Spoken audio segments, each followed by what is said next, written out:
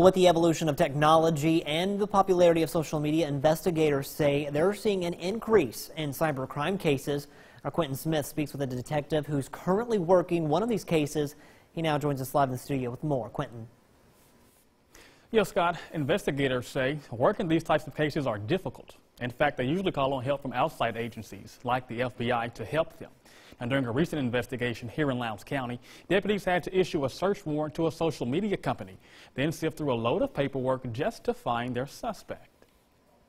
When it comes to making threats on social media like this one, whether it's meant to be a prank or not, it's something law enforcement officers don't take lightly. There have been several arrests made here lately, and in these situations, you have to take them all serious. Lowndes County investigator Tony Cooper is currently working on a case where a student at New Hope allegedly made a threat saying he was going to shoot up the school. In this case, an arrest has been made.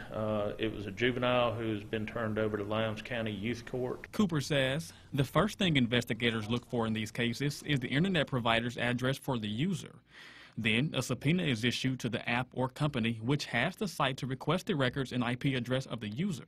I was sending in a subpoena or a search warrant. By the time I would send in the second one, they had already received 10 or 12 others in between mine. So there's one company that's covering the whole United States plus whatever else. And so it can take a little bit of time to get us the records. Once the records finally come in, it allows investigators to zero in on the device and helps them find a suspect. With the way things are nowadays, one set of records for 3 days was 1,400 and something pages. Somebody has to sit down and read each of those pages and find the information that you're looking for. Cooper says most companies in the U.S., such as Facebook, Snapchat, and Google, usually cooperate with law enforcement during these types of investigations. Over time, you do enough of these investigations, you pretty much know what to ask for.